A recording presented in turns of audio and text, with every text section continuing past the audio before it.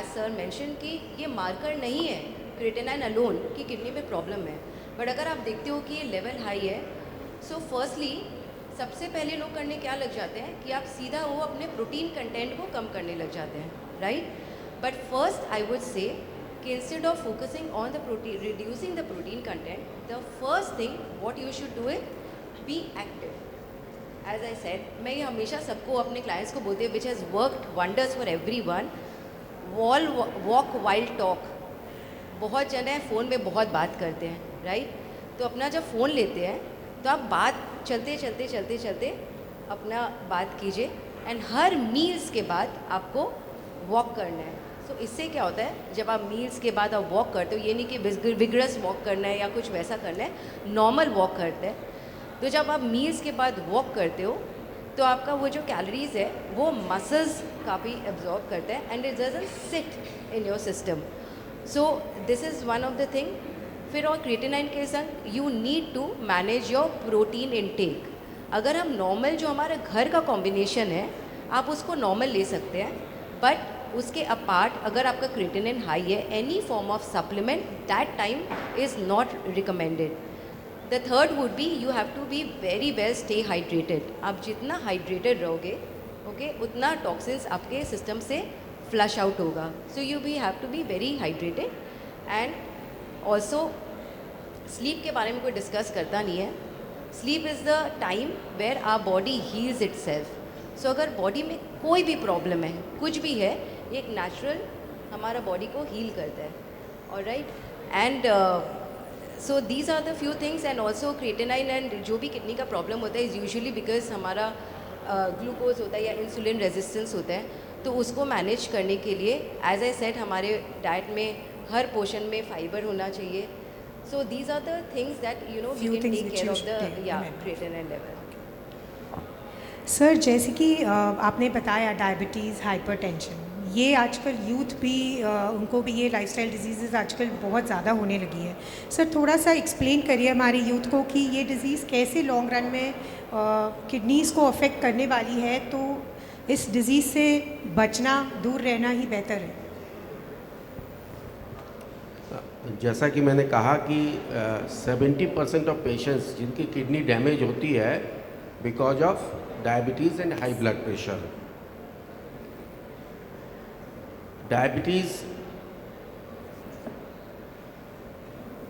एक डिसीज़ है जो इंसुलिन की डेफिशिएंसी से होती है या इंसुलिन रेसिस्टेंस हो जाता है।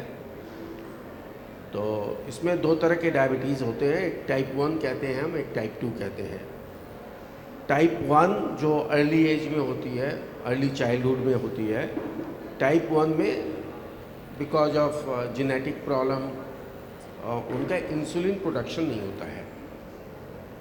और टाइप 2 मेनली लाइफस्टाइल डिसीज़ होती है जो कि लेटर एज में देखने को मिलती है। आजकल because of the life style changes, sedentary lifestyle, fast food, बहुत अर्ली एज में भी हम लोग देखते हैं कि at the age of 30, 35, 40 they are developing type 2 diabetes. जब डायबिटीज़ हो जाता है उसका सिंपल कहने का मतलब है आपका ब्लड ग्लूकोज लेवल नॉर्मल से ज़्यादा रहने लग जाता है। जब ब्लड ग्लूकोज लेवल नॉर्मल से ज़्यादा रहता है तो this is not good for your body. The glucose, high level of blood sugar is toxic to your body. The glucose is toxic to your body. So glucotoxicity के कारण, क्योंकि blood के through this glucose is going everywhere in your body. So it is going in your eyes, it is going in your brain, it is going in your heart, it is going in your kidneys.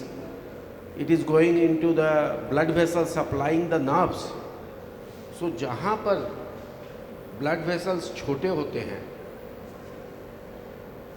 वहाँ पर ये glucose जाके layer by layer deposits होता रहता है, glycosylation होता रहता है। तो ये ग्लूकोज जाकर प्रोटीन के साथ एब्जॉर्ब होकर वहाँ पर डिपॉजिट होता है, और जो सबसे छोटे ब्लड वेसल्स होते हैं उसको सबसे पहले ब्लॉक कर देता है। तो वहाँ पर ब्लड का सप्लाई नहीं हो पाता है, और ब्लड का सप्लाई नहीं होने के कारण धीरे धीरे because of the lack of food and oxygen वो सेल्स डाई आउट करते हैं। हमारे बॉडी में सबसे छोटे ब्लड वेसल्स हमारी आँख रेटिना में होता है, हमारे किडनीज़ में होते हैं। किडनीज़ के जो फिल्टर्स होते हैं glomerulus, they are very small tiny blood vessels. और जो ब्लड वेसल्स हमारी नसों को, नर्व्स को ब्लड सप्लाई देती है, they are also very tiny. तो सबसे पहले ये 3 ऑर्गन्स सबसे ज़्यादा अफेक्टेड होते हैं, बिकॉज इनको जो सप्लाई चेन जो है वो ब्लॉक हो जाती है। तो अगर सप्लाई चेन ब्लॉक हो जाएगी तो सॉरी, तो वहाँ के जो सेल्स है वो डाई कर जाएंगे। तो वो जब डाई करेंगे तो ऑब्वियसली धीरे धीरे धीरे धीरे आज 5% हुआ, over a period of time वो 10% होगा, उसके बाद जाकर धीरे धीरे बढ़ते बढ़ते बढ़ते वो लास्ट स्टेज तक पहुँच जाएगा। तो this is the basic mechanism how diabetes is damaging our body and different organs of our body, especially affecting the eyes, ultimately leading to blindness, affecting the kidneys, leading ultimately to dialysis or kidney transplant, and affecting the nerves where पाँव पूरा सूना हो जाता है, patient is unable to walk properly, does not maintain the balance, does not feel anything, especially in the limbs, पाँव में और हाथ में सेंसेशन ख़त्म हो जाता है। ये प्रोसेस और चलता रहता है, तो जो बड़े वेसल्स रहते हैं उनको भी डिपॉजिट करती है। जो हमारा जो नेचुरल डिजेनरेशन प्रोसेस होता है, जिसको हम एथेरोस्क्लेरोसिस बोलते हैं, वो एक्सेलरेट हो जाता है, तो प्लाक्स जम जाते हैं। तो पाँव में जो मेजर ब्लड वेसल्स का सप्लाई है वो बंद हो जाता है, तो गैंग्रीन होता है, डायबिटिक फुट गैंग्रीन होता है, हार्ट अटैक आते हैं या ब्रेन में स्ट्रोक होता है। तो जहाँ पर बड़े वेसल्स वगैरह अफेक्टेड हो जाते हैं वहाँ पर the patient suffers heart attack, ischaemia of the limb, ultimately leading to gangrene and brain stroke. So पहले वाले को हम लोग माइक्रो एंजियोपैथी बोलते हैं, जो बड़े वेसल्स में अफेक्टेड होते हैं उनको मैक्रो एंजियोपैथी बोलते हैं। सर ये तो समझ में आया, पर बार बार ये बोला जा रहा है मैम कि पानी इतना पियो, कम पियो, ज़्यादा पियो। सोशल मीडिया स्पेशली बहुत मिसगाइडेंस बोला जाएगा, गाइडेंस भी बोला जाएगा, I don't know the correct word to से।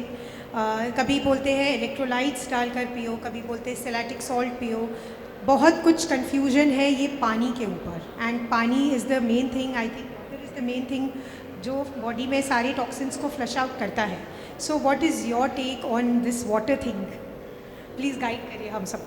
हाँ, मैंने अभी जब 3S बोला था ना अवॉइड करने के लिए, सेडेंट्री लाइफस्टाइल, स्ट्रेस, शुगर, उसमें एक और स्ट्रेस इंक्लूड करना चाहिए था, स्क्रोलिंग। ओके सो ये जो स्क्रोलिंग है ना, हमें कुछ इन्फॉर्मेशन नहीं दे रहा है, ये खाली हमें मिसलीड कर रहा है। So what you need to is understand your own body signal. अगर आपका यूरिन का कलर बहुत ज़्यादा येलो है, that means you are dehydrated. अगर आपका यूरिन का कलर क्लियर है, that means you are hydrated. Very simple. अब आपको काउंट से अगर जाना है, हमारे बॉडी में अप्रॉक्स 2 लीटर्स हम एक्सक्रीट करते हैं through sweat, invisible loss, urine. आपको हमेशा उससे ज़्यादा ही पानी पीना है। सो this is the number. Talking about the salt, अगर आपको बहुत, आप कुछ विगरस एक्सरसाइज कर रहे हैं या फिजिकल एक्टिविटी कर रहे हैं और आपको बहुत कांस्टेंट फटीग लग रहा है, आपको हमेशा डिहाइड्रेटेड लग रहा है और आप कांस्टेंट यूरिन करने जा रहे हो, आप बार बार पानी पी रहे हो फिर भी आपको थर्स्ट फील होता है, so that means electrolyte imbalance है। तो उसको रीस्टोर करने के लिए आप what you just need to do, जब आप अपना स्पोर्ट्स खेलने जाते हो या फिर एक्सरसाइज करने जाते हो, just add a pinch of salt to it, so that वो आपका इलेक्ट्रोलाइट बैलेंस हो जाएगा, सोडियम वाटर को होल्ड करेगा और सेल्स तक लेके जाएगा and you won't feel dehydrated. Why I recommend Celtic salt, because Celtic salt में वो हर मिनरल्स होते हैं जो हमारे बोन्स को ज़रूरत होते हैं। हम अक्सर बचपन से सुने कि बोन्स के लिए खाली कैल्शियम इंपॉर्टेंट होता है, बट हमारे बोन्स में 20 मोर मिनरल्स होते हैं विच इज़ इंपॉर्टेंट, एंड वो सारे मिनरल्स हमें केल्टिक सॉल्ट में मिलते हैं। And it doesn't change the taste of the water also, so it is just depends on the need. अगर आपको ऐसा कुछ भी ज़रूरत नहीं है, you don't need to add. अगर आपको फटीक फील होता है, just add a pinch. And all about, अगर आप पूछोगे ब्लैक सॉल्ट ऐड करें कि टाटा सॉल्ट ऐड करें, have salt the way we are suppose to have, जो हमारे ट्रेडिशन में सिखाया गया है। हम काला नमक किस में ऐड करते हैं? हमारे फ्रूट्स पे। नॉर्मल नमक से हम खाना बनाते हैं, सिंधा नमक हम व्रत के टाइम में यूज़ करते हैं। सो this is every thing is done for a purpose. हम लोग सोचते हैं ना सिंधा नमक में नमक नहीं है, हमें बीपी नहीं होगा, ऐसा कुछ भी नहीं है। सब में एक ही लेवल का होता है, बहुत ही ट्रेस होता है और बहुत ही फ़र्क नहीं पड़ता है। So just go by your tradition the way you have been using the salt. और अब इंस्टाग्राम को फॉलो मत कीजिए, जैसे हम अपने किचन में जो रूल्स फॉलो करते हैं बस आप उसको फॉलो कीजिए। So stop this S also scrolling. Thank you so much for this advice. Sir आपसे एक क्वेश्चन है। सर बोलते हैं यूटीआईज कॉमन हो जाते हैं और यूरिन इन्फेक्शंस बहुत टाइम तक होते रहे तो किडनी इश्यूज़ पे रिफ्लेक्ट करता है, तो सर ये सही है? और Repeat your question. Sir, UTIs get common in the summers and it is said that repeated urine infections affects kidneys. Is it true? Actually, And- UTI is a very big subject. Okay. And sir, हाँ. एक चीज़ और, one at what point one should be concerned and should connect to a nephrologist? So, there are multiple questions actually. One is the UTI. UTI का मतलब हुआ urinary system में infection. इससे broad term, like urinary system क्या है? Kidney है, ureter है, bladder है,